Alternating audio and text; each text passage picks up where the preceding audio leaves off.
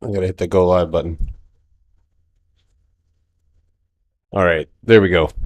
A little bit of a delay there. Sorry, guys. Good evening, everybody.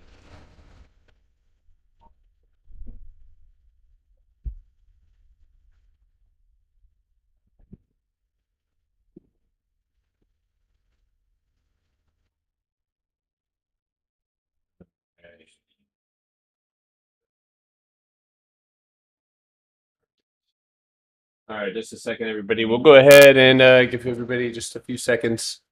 And, then we'll go ahead and get started. All right. Hopefully.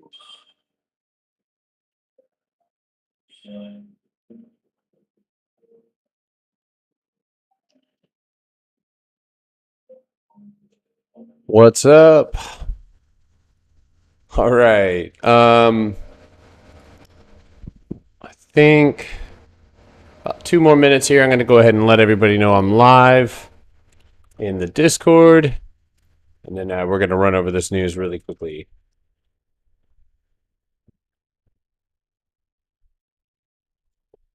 All right, there we go.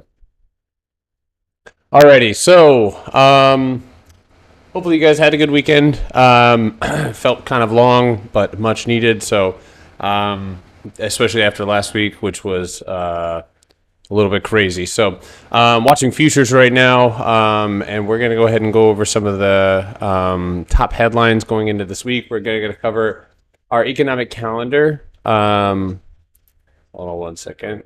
I gotta turn my music down. There we go. Yeah, we're gonna go over the economic calendar as well as our earnings going into this week. So we're gonna go ahead and get started with that now. What's up? You asked who's from LA in my Discord. Yeah, I might end up being out in LA for a short period of time. And I'd like to, of course, meet with people, maybe trade with a few people. So, um, obviously, just meet up somewhere casual, you know. All right, so last week, as a whole, every major U.S. index fell and recorded their sixth straight week of losses. Inflation was in focus as CPI and PPI data cooled very slightly. Meanwhile, national average gas price rose to an all-time high, $4.37. Despite hot inflation readings, Treasury bonds managed to close in positive territory after experiencing their own multi-week series of losses. The S&P as far as last week was down 2.41%, the Nasdaq 2.8%, the Russell 2.5%, and the Dow 2.14%. So we did see all major index fall, but another thing that we did end up seeing is a pretty awesome rebound. If you guys are looking at futures, right now, it looks like we might be continuing that at least briefly. Futures seem to be a little bit hesitant or weak, but ending last week on SPY, we did in fact have a nice rebound to the upside, which we had been anticipating. And of course, this week there is a lot of not necessarily data, but there's been a lot of headlines over the weekend that could actually end up statements as well that could end up impacting the market overall. So, let's see here. Elon Musk, around his Twitter buyout, his antics are continuing with him casting doubt on whether he'll go through with the deal, by the way. Of course, that sent Twitter plummeting. Sweden posed to apply for NATO membership as ruling party backs bid. Oil giant Aramco reports record profits amid soaring oil prices. This record result comes in the same week that the company surpassed Apple to become the most valuable company in the world. I'm not sure anybody's reporting that. The pandemic shortages continue this time in airline pilots as airline travelers reach new post-pandemic highs. Pilot shortages are making it difficult to keep up with demand.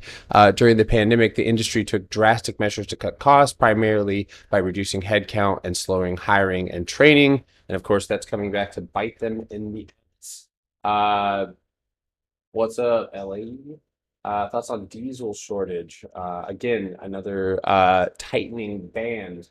that is only going to make things harder. And of course, as we go up, we still need to be anticipating a potential move down because we are in fact in a bear market. So without a further ado, so as far as the economic calendar is concerned, just to highlight it for you, 5/16 we have the NY Empire State Manufacturing at 8:30 a.m. Eastern Time. 5/17 retail sales, 8:30 a.m. Eastern Time. Industrial production. Fed Chair Jerome Powell's speech at 2 a.m. This is 5/17, guys, so keep in mind, right? So people might be anticipating that speech, and that is at 2 p.m. Eastern Time. 5/18 housing starts, building permits, EAI crude inventories, both at 8:30. 5/19 initial and continuing claims. I promise I will only do this one time every day. If you guys are new, I just covered the one that is happening that day. And then, of course, that's 5/19 initial and continuing claims, Philadelphia, Fed manufacturing, and existing home sales, all coming in at 8:30, except for the existing home sales, which comes in at 10. We've only had about 227 companies reporting. But this week, and I'm going to highlight some of the companies that are coming in. So Monday, we have Wix, Tencent Music, Sundial Growers, and BuzzFeed as some of the top news, or top stocks. Sorry. May 17th, Walmart, HD, JMIA, SE, AGYS. May 18th, Target. TJXY companies, Lowe's, Cisco Systems, and Zim Integrated Shipping as well. May 19th, we've got Vips, Ross Stores, Deckers Outdoor, AMAT, Palo Alto, and then finishing off, we have on Friday, or May 20th, we have John Deere and Foot Locker. So if you guys are tuning into the TikTok, if you guys don't mind letting your finger tap that stream for just a little bit. So besides reading the calendar, what do you think of Twitter? I don't know. That's kind of a tongue-in-cheek kind of comment right there, my friend. Besides reading the calendar, what do I think of Twitter? If someone said that to me in my face, I'd probably not answer them. So anyway, going into the rest of the week, that's it, as far as earnings, as far as economic calendar is concerned, and then looking at our major ETFs. So this is how we finished. I did want to bring up that there is a potential resistance here, and I haven't quite settled on whether or not it's going to be off of this wick or off of this gap down. If you look at the higher time frames, it does show obviously high respect for that wick off the top. So that being said, if that is the case, then we are looking at a potential, if we do end up going and hitting resistance, we would be looking at a potential supply tap, and that's what I'd be still considering happening this week, if we end up making our way up there to fill the gap on SPY 408.60, and then potentially I think even just hitting the 412. I don't know if I doubt we're going to get up to the pivot point. If we are truly in a downtrend, then I would be looking for weakness. So I'm looking to play from here to here, or if we gap down from here to here, and then from there, I'm just looking to determine on whether or not we're going to break this lower time frame downtrend and start looking at a true supply retest at 415.50. So.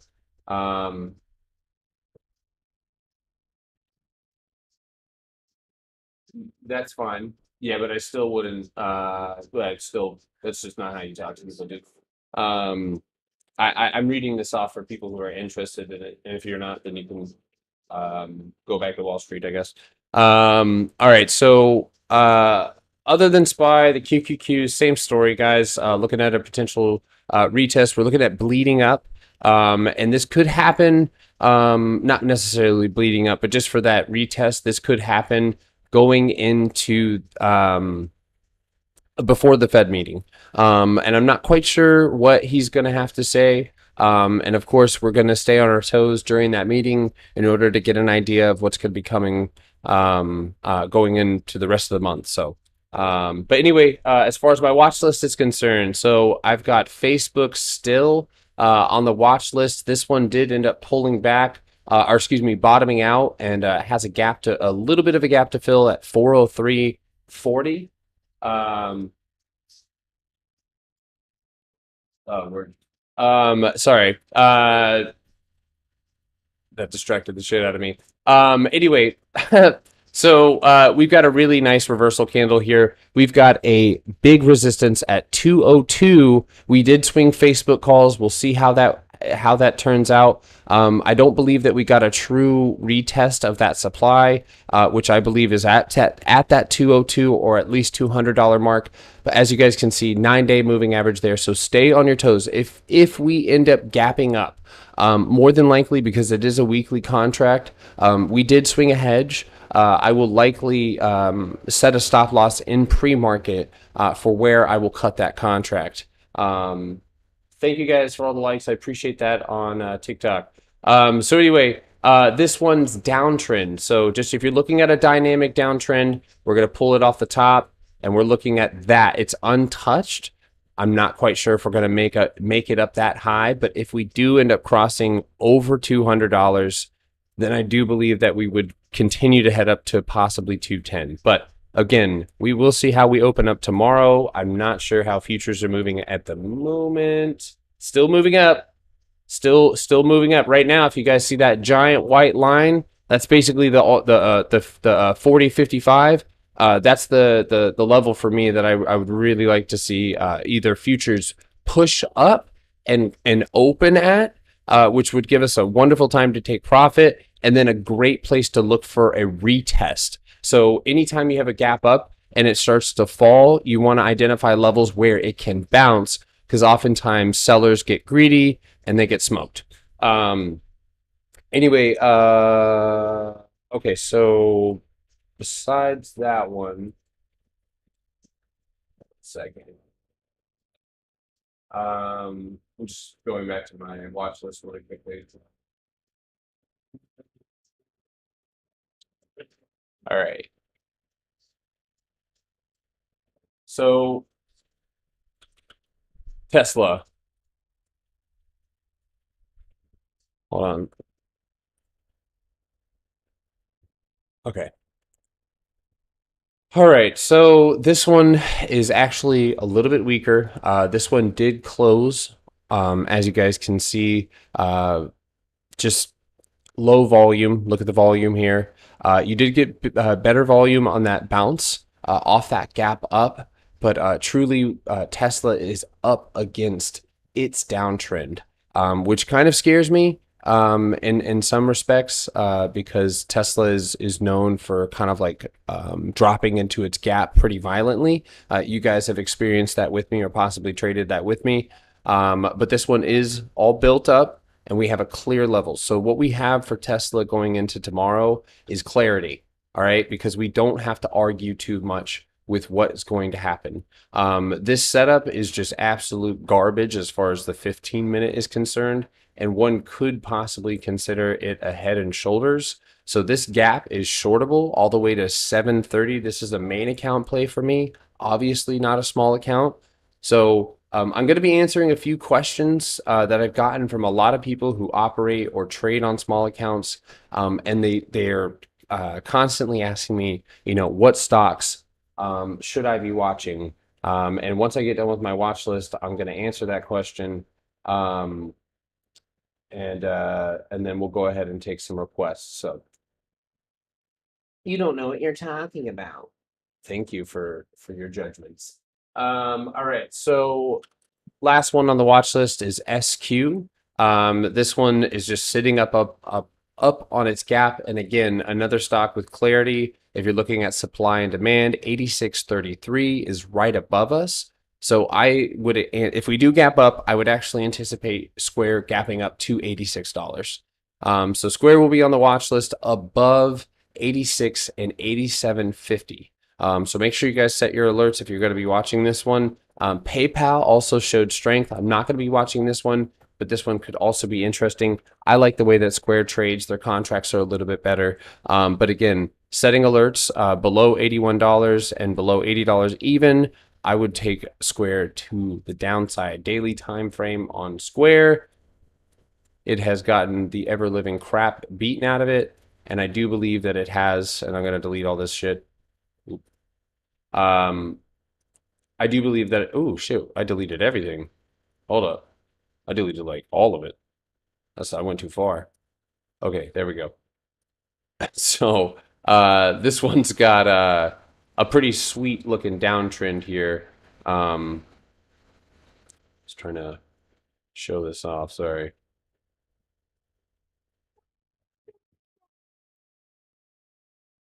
All right. So if this is Square's downtrend, excuse me. If you're using a standard deviation channel, and I'm not going to take the time to like draw out a full standard deviation channel right now, but you know that there's usually always some type of dividing line, and that's going to be that deviation channel. Um, I'm looking, and I'm suspecting that that's where Square has recovered. So I'm going to be looking for Square to test this smaller, lower time frame downtrend. So right about here, try not to confuse you guys. So right here from the top, you've got a dynamic trend line.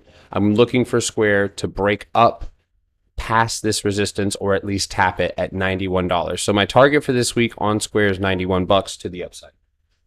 All right. That's about it. So let me answer this question really quick. If you have a small account on TikTok, make sure to leave some likes. Um, could I short Snap here? I think a lot of stocks could be shortable, yeah. If we end up hitting our downtrends, I think we're close enough that we could see pullbacks, but I still am anticipating a few retests before that's all said and done. All right, so thank you. All right, so if you're new and you're trying to find a watch list, okay, the first thing that you have to answer is what is your style? Are you swing trading? Are you day trading? Are you, do you have a legitimate small account under 500, even $100? Like those type of things. I always look for the stocks that don't necessarily need a catalyst. Why? Because they are always the top of everybody's watch list because they are fundamentally sound and people run for them. They run for them and they are called Apple and Microsoft. And they're the ones that you hear people talk about and they're like, these are your bread and butter. So not to sound cliche, but here's what you have to accept. You're going to miss plays. In the beginning of your process, the greedier you are, the faster you're going to learn some of those harder lessons. And some people never get over that. They just continue to try and hunt. And so they won't even bother looking at a setup in the morning because they just want to see what's moving. Like, what is everybody chasing? And so instead of chasing and setting yourself to chase, you want to go where volume goes. What is the S&P made of, right? What are the top few companies? Lean on those because those provide liquidity. And if there is volume and momentum and the sentiment is right, then you should see stocks like this move quite well. And you guys, those of you who have traded Microsoft with me, both to the up and the downside. And I've told you guys I'm not a big Microsoft downside guy for a good reason. And that's because even on the downside, it is really difficult to short. It's just hard to get into position. And oftentimes the biggest moves happen on gaps. You do have those dumper days like here. But at the end of the day, Microsoft is one of those money plays to the upsides. It is a great swing trade stock, a wonderful trade stock, one of my favorite swing trade stocks. So if I haven't emphasized this enough, leaning on things that the overall masses are that's where they're going to be present at. They're going to be present in these companies that are obviously, and then it's also the obligation of these ETFs to be buying these companies, right? That's how they balance things out. So I go with the companies that one could consider even option safety. So. Hey, if I had $1,000, should I consider trading for profit only? I mean, how long have you been trading? I mean, if you're brand new, no. I mean, I wouldn't just jump into it. I think that you can jump into trading. I think that with $50, if you have $50,000 in your account, or $5,000 in your trading account, or $10,000 in your trading account, I promise you, go put $100 into a trading account and forget about the other stuff. Forget about it. You want to learn hard lessons and not get burned, not be totally discouraged. Forget about your money that you have and put money in that you are not going to be worried about. Not necessarily worried about, because you need to obviously be emotionally, you need to have we're all attached to our money at some point because it's how we provide for ourselves, or, provide more than enough for ourselves, or, whatever lifestyles we're maintaining. Like that's how we do it. And so, what's that? That is the 200-day EMA. Big green board. But yeah, you can do it with minimal skin in the game. So anyway, to wrap this up, companies that I would say are just top of my list are obviously, again, Microsoft, Apple, providing beautiful levels, clear supply and demand, often retesting. So if you hit support, you're probably going and bounce off of it, like with one of these or one of those or one of these. You're often going to at least get a 50% retest, if not more.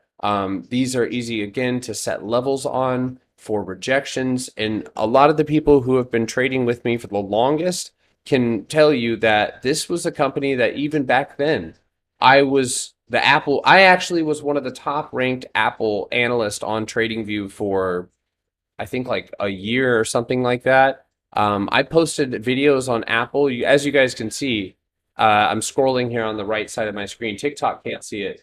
But just ideas after ideas after ideas after ideas, like all the time. I was posting trade because I just stuck, and I made a lot of money doing it. I made a lot of money sticking to one thing. Forget about all of the 1,000% gainers. You got to learn how to ride the bike first with the training wheels before you start doing BMX. All right, because you're gonna get wrecked. So all that being said, I'll take a look at Twitter. Twitter is on my side watch list here. I just want to reiterate that if you're new, be patient with yourself and stick to the things that are going to move. Stick to the things that you don't need to be waiting a year for a catalyst. Garbage stocks, Dollar General, which, damn, that's one of the most beautiful bear flags I've ever seen in my life. But garbage mover. Just not a great stock. A lot of cannabis stocks, they need catalysts, so they have low volume. So again, I rest my case. We are crashing again soon. I'm sure, yes. Our Discord is free. All of the education in our Discord is free, but if you want access to the 7 other admins in my chat, yes. But there's no need, if you're brand new or if you're new, to pay for anything, especially not my chat.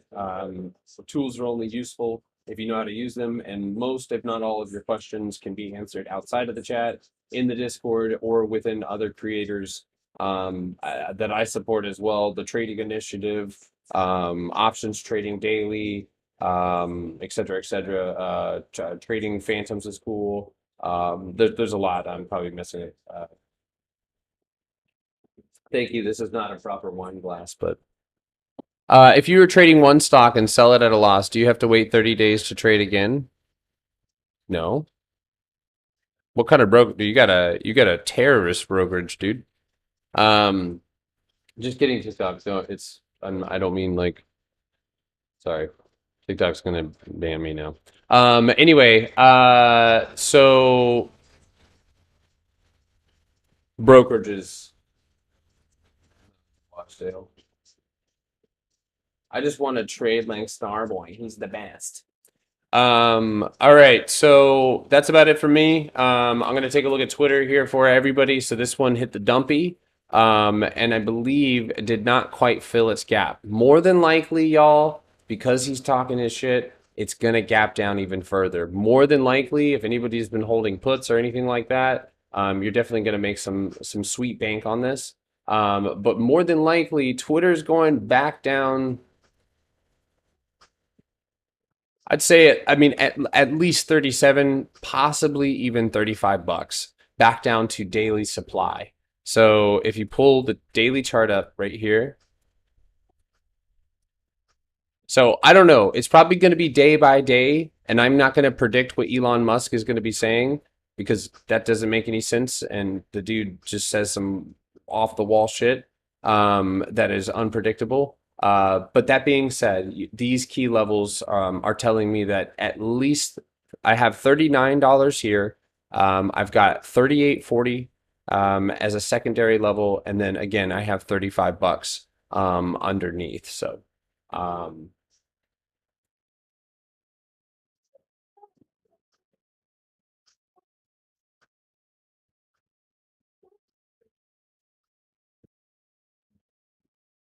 30 days until you trade again? See, I don't know about that. I don't wait 30 days. Um, all right, so Pro Plus plus. I use the Pro Plus, man. I use the Pro Plus. Um, yeah, not a problem. Trump, dude. All right, keep the political stuff out of here, guys. I don't support either one, so I'm literally a blank piece of paper. I'm a safe space for everybody. All right. Any idea on plug? We'll take a look at it. All right. So the next one that we got on the request list, if you guys are on TikTok and you guys want your request taken, please hop in the Discord. Your messages move pretty fast, so it's kind of hard to keep track. But if you guys don't mind, make sure to tap the screen. I do appreciate it. So Chevron, like most oil companies, moving in sympathy of I forget what that John Armico or whatever. Rolly's calling for energy to the upside, and I have always watched most of Rolly's predictions come to fruition. But currently, with the trajectory, you got a really beautiful bounce off of this dynamic trend line, as well as just the 160 area. This is a super bullish candle, relatively low volume. You do have dividends coming up. And it looks like after dividends, I can't say this 100%. You don't really do much there. Dividends, you rip. Dividends, you rip after for a few days. Dividends right here, you dump. But I believe that was after COVID, so it didn't really matter. But so maybe you move off of dividends. I'm not sure. But I would say that Chevron looks to go and touch 175, possibly even 180 pretty soon, and I'm pretty sure that Rolly's bullish on it. So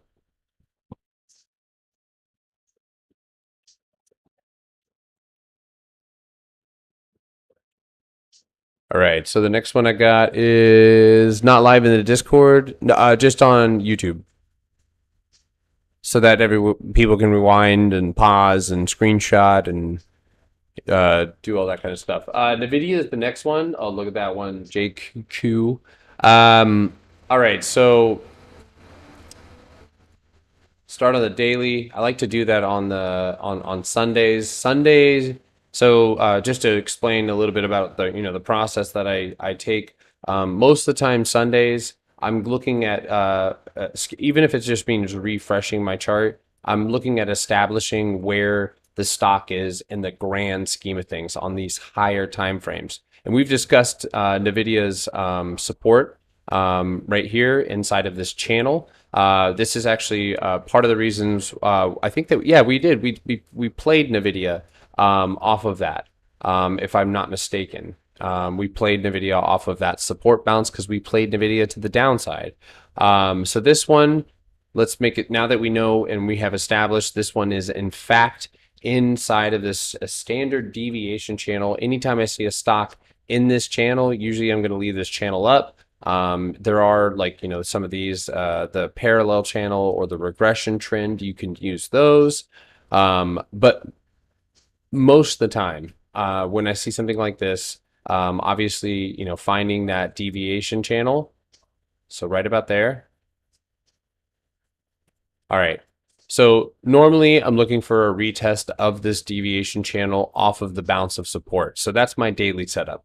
Now let's step down. We got the daily setup. Now I said now like 6 times just then. NVIDIA's downtrend.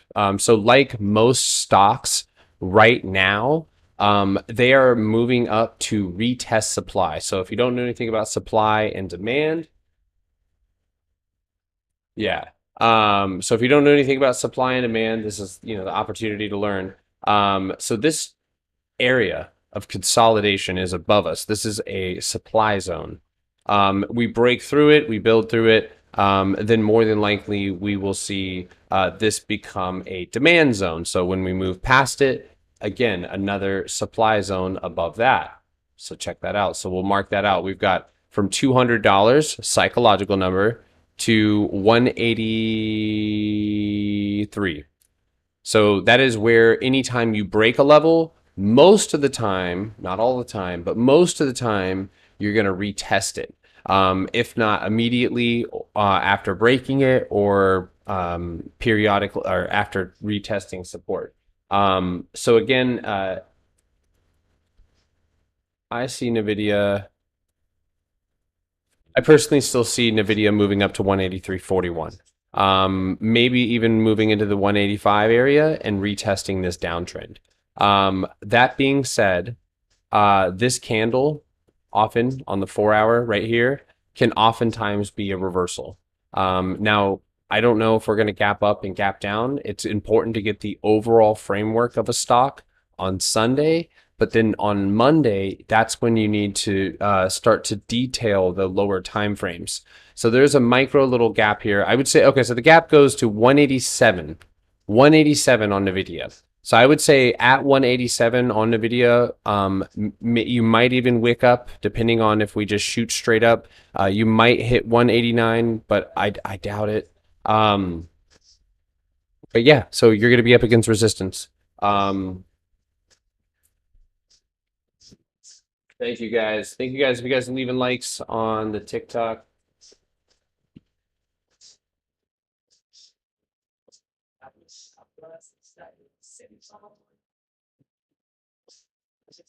All right. So again,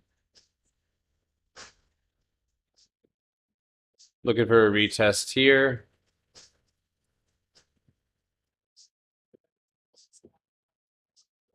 Downtrend. And then below this level, which is 173, I would be looking for a pullback 170, possibly even back down to 166 to gap fill here on NVIDIA, because NVIDIA does have a gap that I will trade. And I'm going to set lots of alerts here to make sure that I don't miss it. So.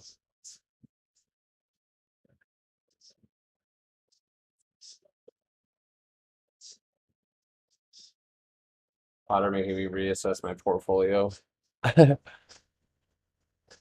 Not a problem. Oh, the wash sale rule.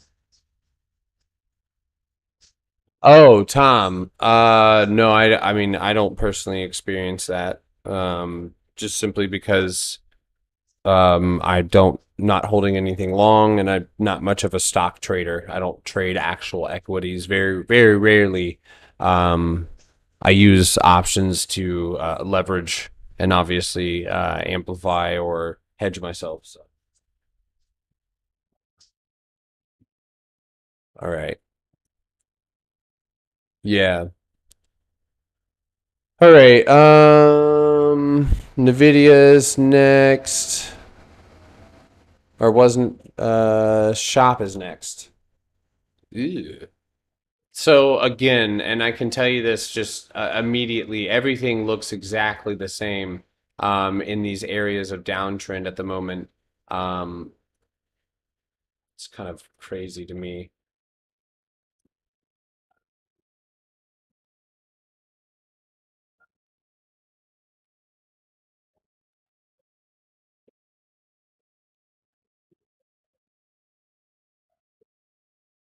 Hold on a second. There it is.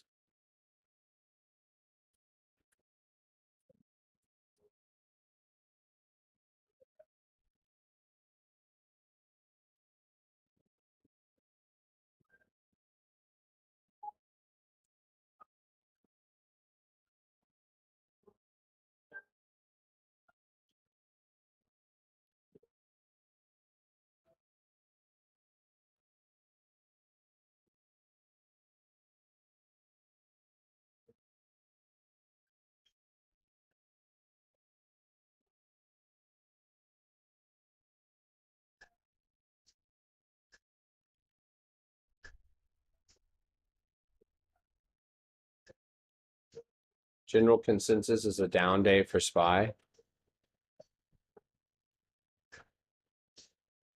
Futures are moving up at the moment, but if futures retest supply before retest supply, then we could definitely continue the downside. But remember, when the general consensus happens, that's usually when the opposite does. I think that we could see 4130 and squeeze people out. So I'm looking at futures though right now. I feel like my camera doesn't like the ribbon. Like the ribbon like pisses off my camera or something.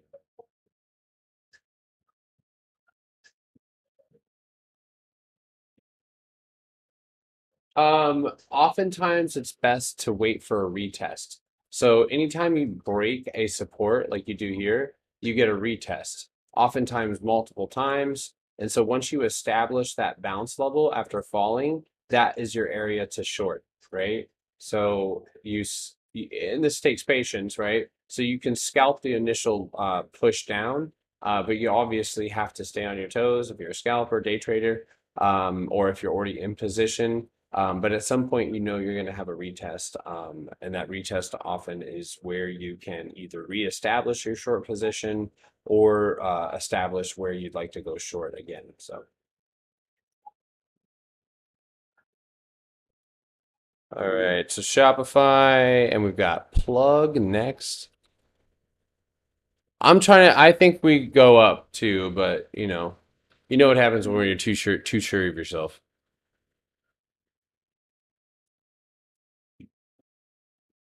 Plug looks like doo-doo, unfortunately. I think they're gonna send this one back down to like $9.50 on Plug.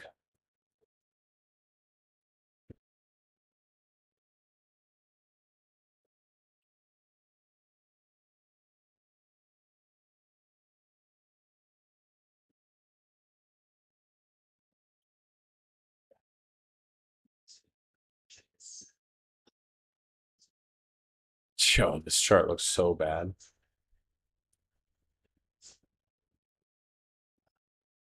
Oh my God. That's not possible. Are they gonna send this thing back down to IPO? Um, so I'm gonna leave the higher time frame alone because that looks pretty crazy. But lower time frame tells me that there's a possibility to at least possibly test if the market moves up. I would say that we could possibly retest 1750. That's my 50-day EMA. That is also if you step back and you set a level here. So you'll notice that there's a multiple retest off of that level. So I'd actually throw that at 18 bucks. So $18 would be a proper retest for Plug Power.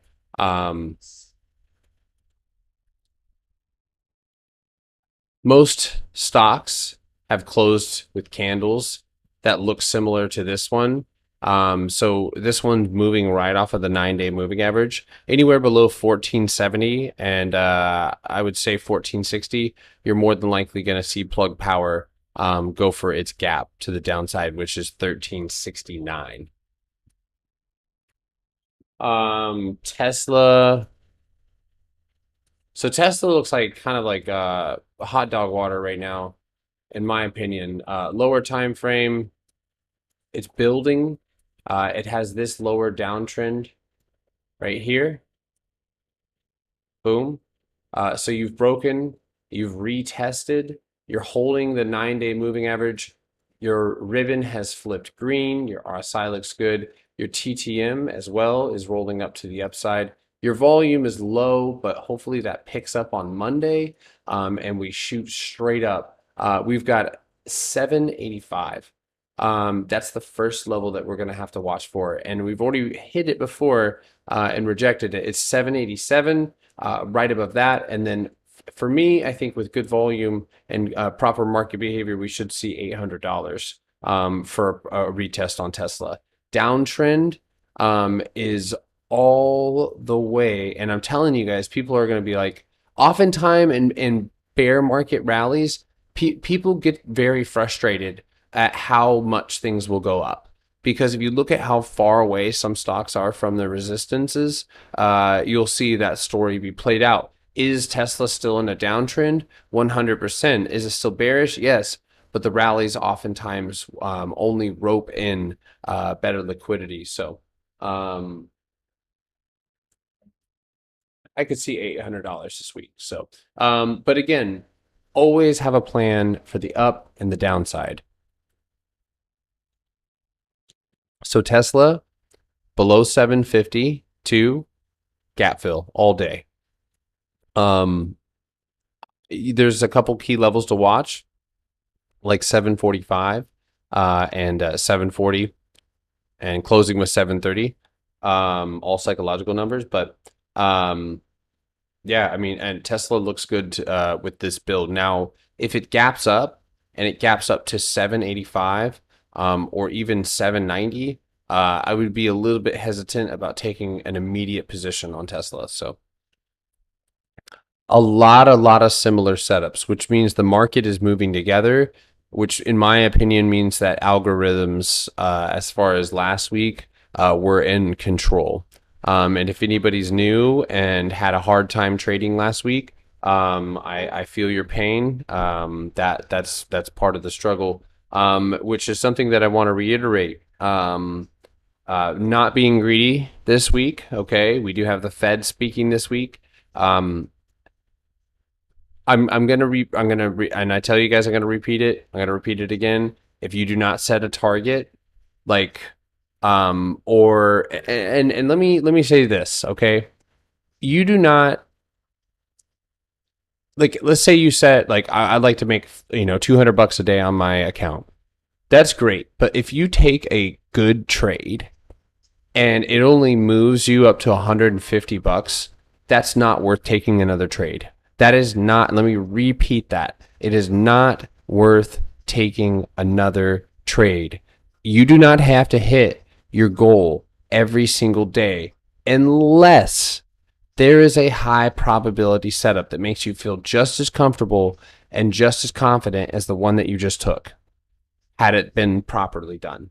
So if you're new and you don't know how to set targets, I get the same questions all the time. The lines that I constantly am drawing are just their levels in which buyers will either not buy or they will buy. And it's my job to determine via volume and market sentiment on whether or not they're likely going to buy. And using technical analysis, I can figure out which levels and which resistances need to be broken in order to establish that. So the wheat ban from India is not good news. If you guys don't mind, on TikTok, make sure to leave a like. I really do appreciate you guys tuning in.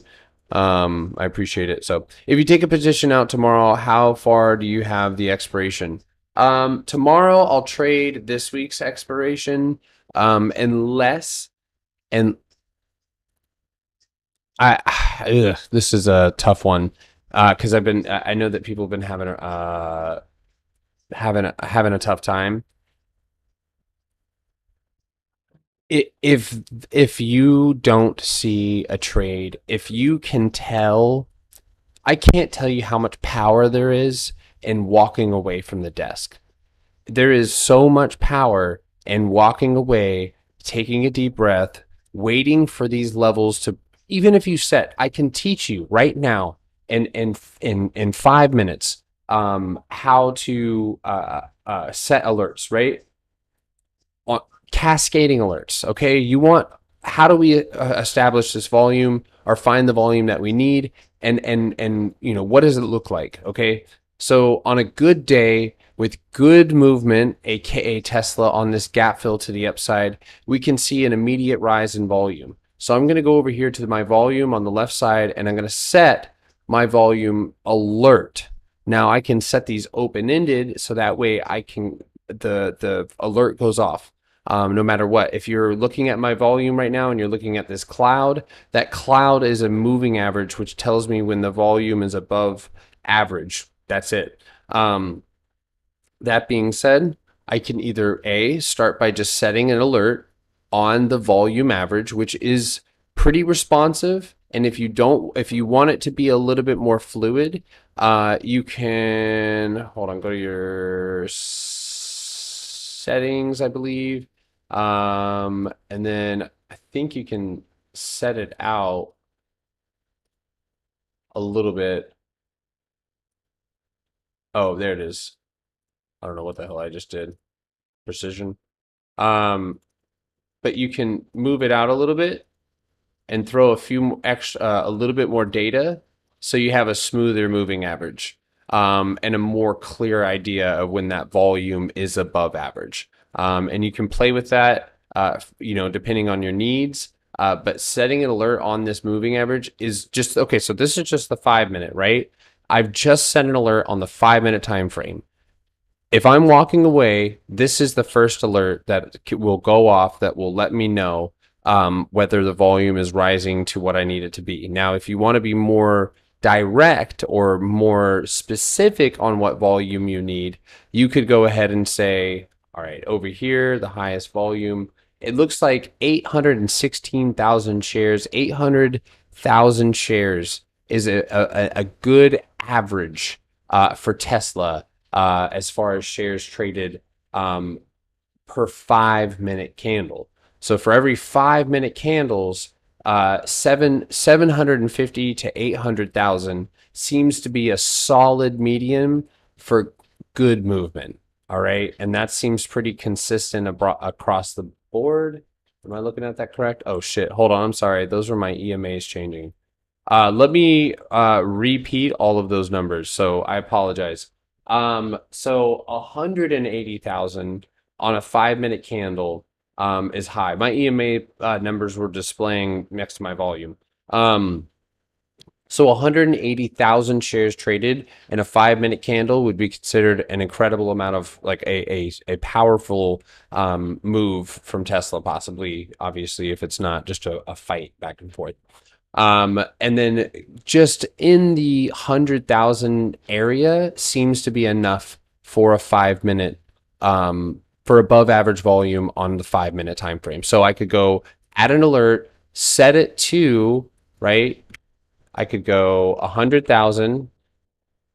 So 100,000 right there, open-ended, and then value whatever you needed to do. Greater than crossing, so greater than 100,000. So now I have an alert, and I can go into the hourly, or I can go to the 15 minute, and I can, because the data is different, I can do the same thing. It takes a lot more for that volume to cross a higher time frame moving average. Therefore, I really know when it has the proper amount of volume. So hopefully that helps. This is not FitFizz, but anyway, this is a good way, and oftentimes, if you guys ever hear in my background the constant like, that's my alerts going off. So, what's up, Potter? I see you're killing it. Made 32. Ooh, that's amazing, dude. Um,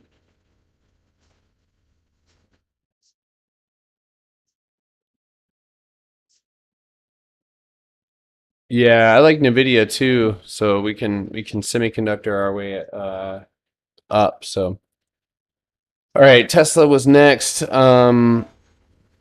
RDFN is the next stock that we've got, and then Amazon.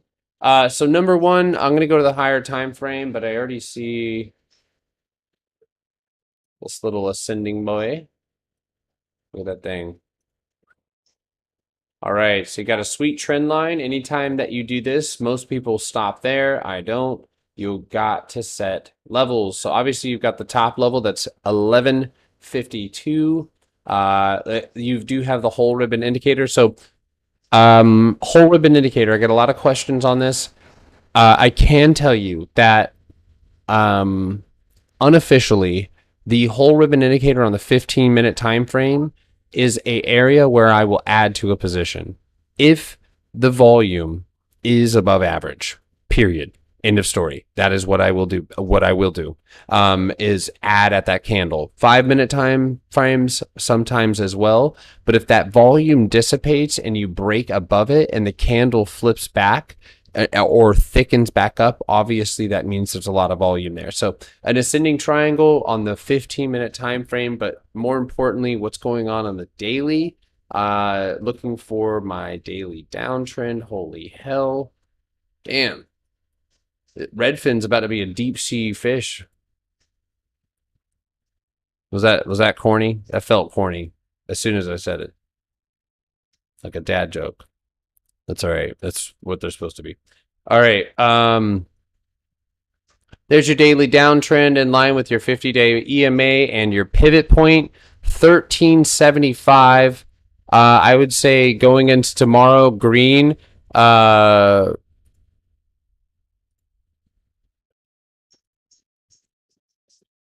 Sorry.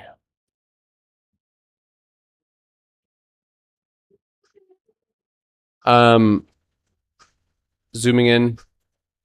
Take a look at it.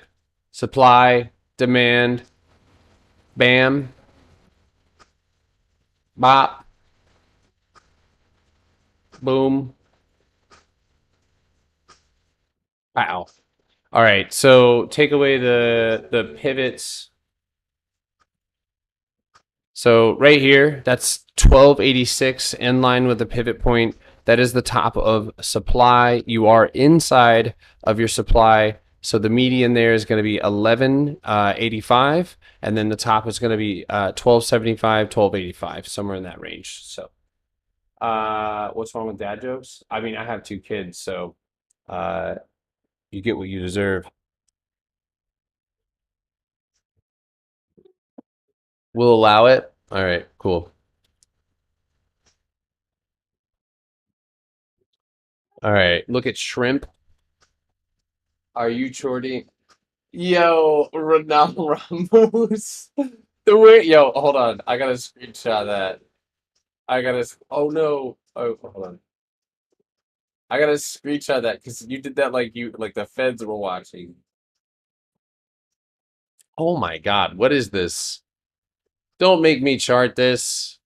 What is this? Even the daily candles are algorithmically traded. Look at this. Look at the computer programs. Buy 30 cents, sell, buy. Some amateur trying to come in here and short it. Look at all these algorithms. Yeah, this is an extremely low volume stock. Shrimpy. Shrimp Boy 2000. Natural Shrimp Incorporated. You do have if you want me to give you a technical, there's your technical channel right there. You break out of that channel, you're probably going to hit the dumpy, likely to go back down to the 0.095 range, and then to the upside, you need to break above 26 cents, and you have a 31-cent resistance. Shrimp is free money. All right. Tell me the name of the pages. Shrimp. Tell me the page, name of the page. This is Trading View, or yeah, Trading View. And then that's it. Both of them are Trading View.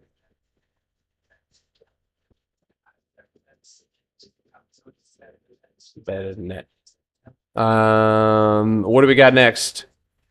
We got shrimp. Can I do Amazon?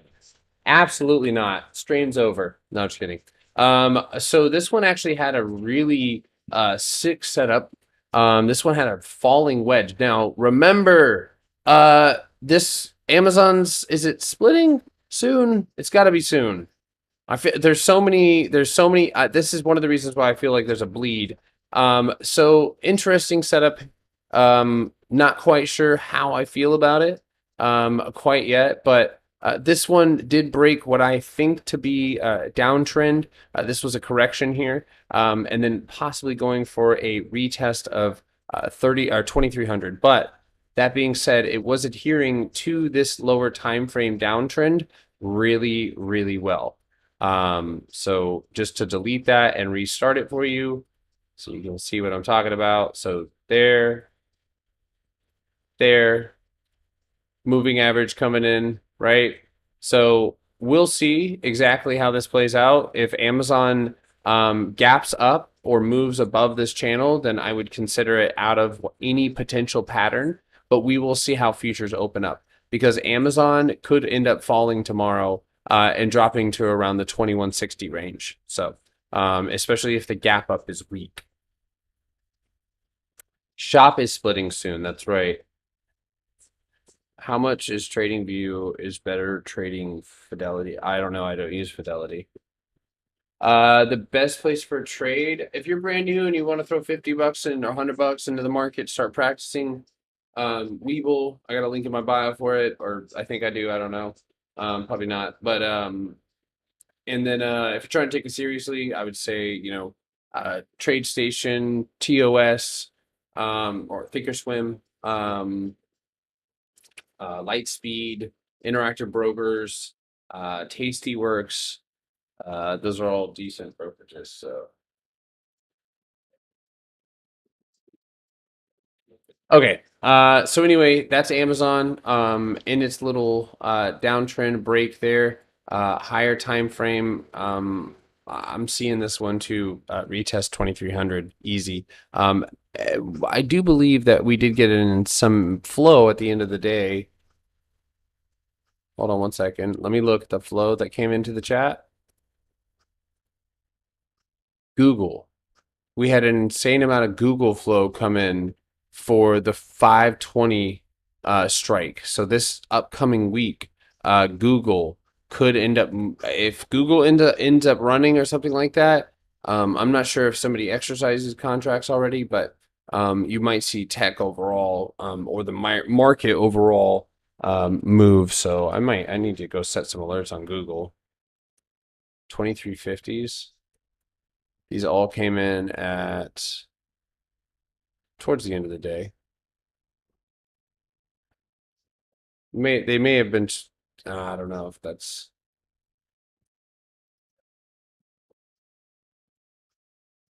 Looks like it's a little launch pad. All right. Well, I'm setting an alert on it just in case. All right. Neo. All right. Similar setup. Everything else. Supply. Also a gap. Resistance.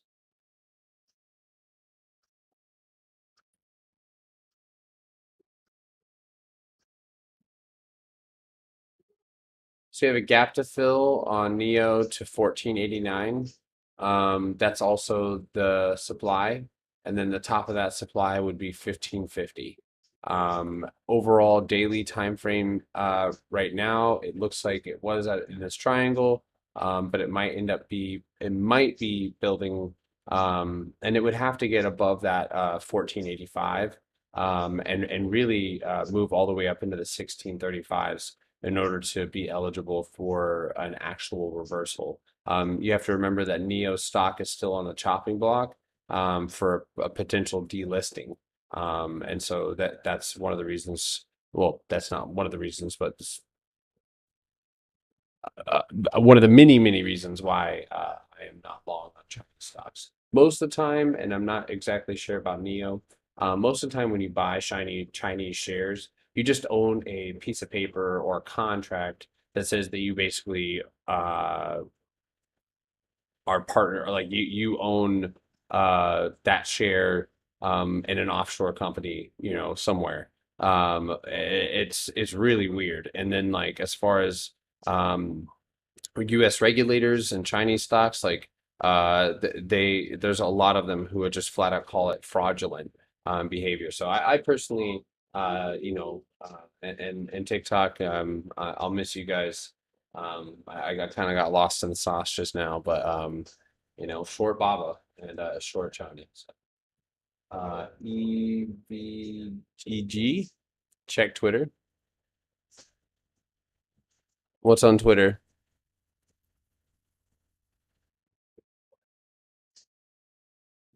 What's on Twitter? I don't see anything. I see Kyle. Kyle, follow me. Thanks, God. Make sure to follow my Twitter. If you guys don't follow it. That one right there.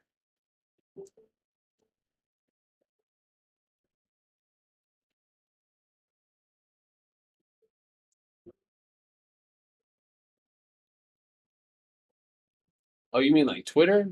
Oh, I already checked Twitter. Go look on YouTube. I thought when you spell out the actual at like the name, it makes me think like you want me to actually look at the at like the I didn't know you meant the stock. Anyway, watch Neo for a potential 1560 1550 retest. If you can break that, then perhaps you got a 1621 supply retest. So GMT, what the hell is this? Goodman Prop Trust. Yeah. You are heading to support, which is $2.05, and or $2.02. But really you're hanging on a thread and the trajectory is to the downside. But I would be looking for a bounce here soon. Yeah, either $2.05 or $2.20. So I don't like trading penny or trading penny stock. Oh, Costco got wrecked, man. That was kind of unfortunate to watch. So this one broke its dynamic trend line, and it's got the 200-day moving average and 9-day moving average that it's looking to possibly go retest. I say this one hits 505, potentially to the upside going into this next week. Again, with the overall market, same setup as everything else. This one is up against its resistance, and if the overall market gaps up, there's a potential that you could see that 507 or 508 mark on Costco tomorrow. Anywhere above that, and you might end up seeing a substantial move into the 520s. So, Roblox.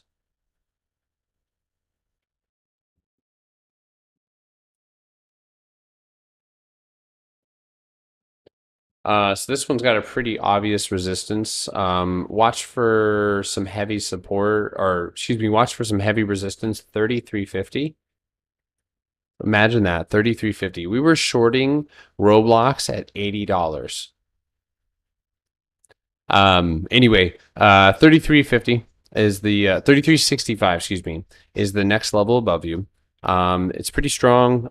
Let's see what volume profile has to say. Shit.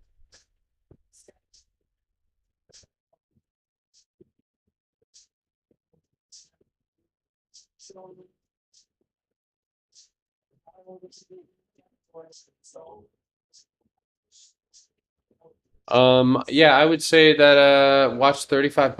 Roblox over 35.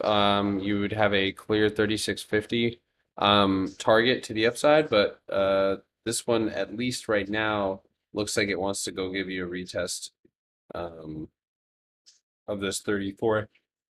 Hey, let me also say that there's a lot of senators and a lot of big money that is long on this, and even in expirations that expire in November.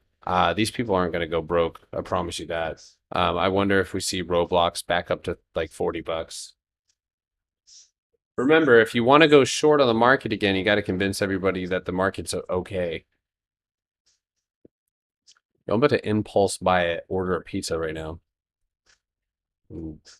Man, I don't even eat pizzas like that.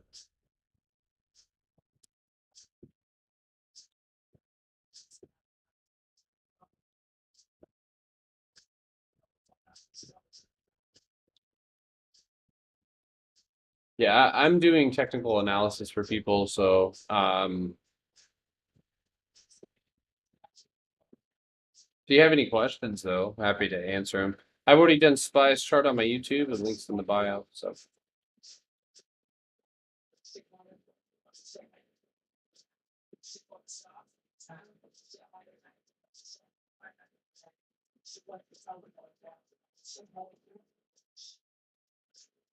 all right.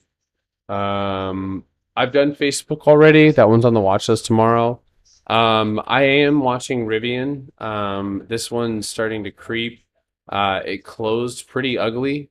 I actually might end up, yeah, so I need to set an alert on this one. This one looks like it might end up moving to the downside off of this lower time frame.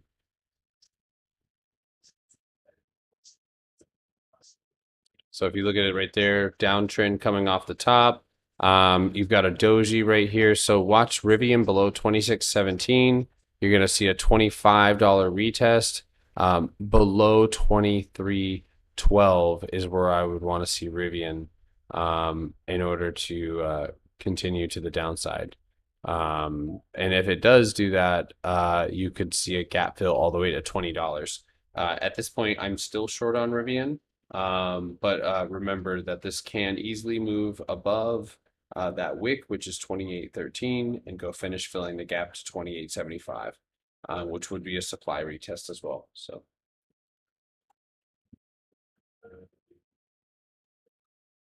I think the market might trend up at first until we get to the Fed meeting. So alrighty. Well, I decided to hop on pretty early tonight.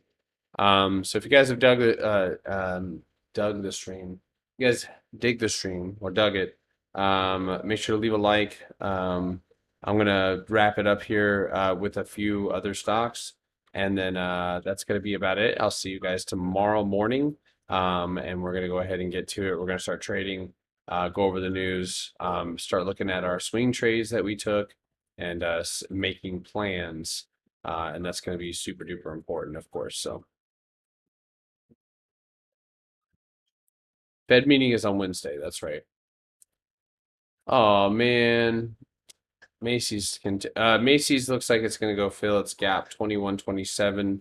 That may end up sending the trajectory to the downside. Watch it at 21 bucks. Below 21. I would say at that point you're going right back down to 20.32. So.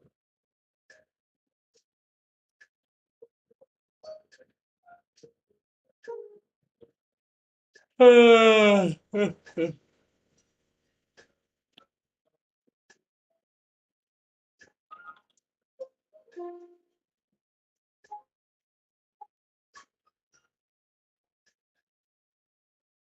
my God. That looks like a giant head and shoulders. 4 hour head and shoulders on the daily. It did bounce off of support. And I would say that you need to see.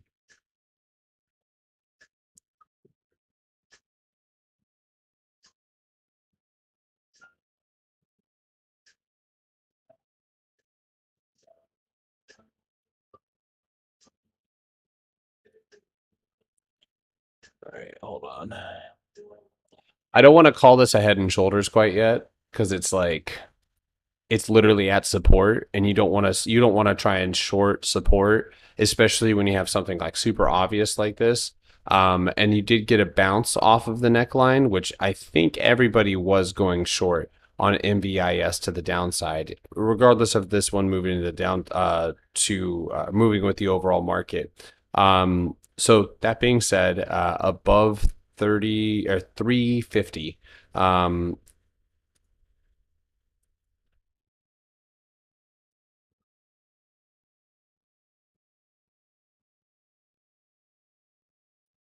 Yeah, it actually looks like it might have a falling wedge here. So watch it above that 350 and 375.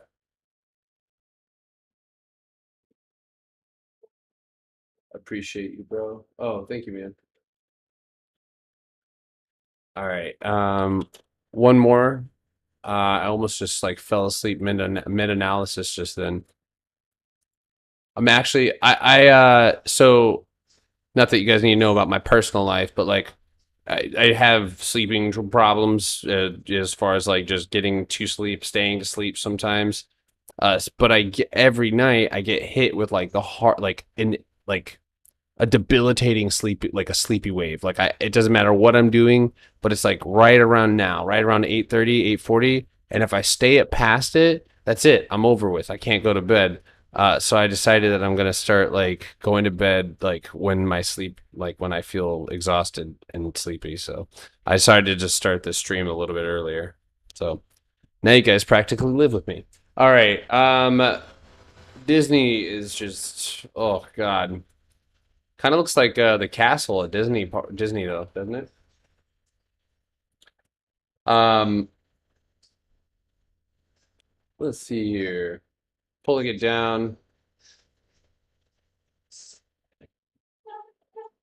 Oh my God. Look at that. Look at that channel on Disney. Look at that beautiful little channel.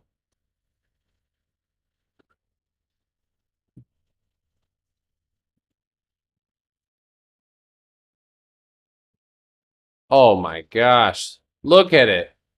Look at it. Look at it. It's beautiful. We'll see if we can find another conflict. Oh my God, it's beautiful. Sorry. Okay, so if we end up retesting our downtrend, lower time frame downtrend, right? That would lead us directly to right around our standard deviation channel, this middle line right here, right? That's where things usually tend to go up. I would like to see Disney above 116, but lower time frame. So now that we've kind of got the higher time frame, lower time frame, you're starting to build. You've got a lower downtrend right there. This looks exactly like Tesla. This is Tesla.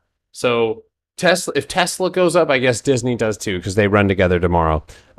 They look exactly alike, uh, to the candle, damn near. Have I tried Nyquil? No. It feels like a start of an unhealthy habit. Um, but uh, but anyway, all right. I'm gonna go ahead and shut down the YouTube channel.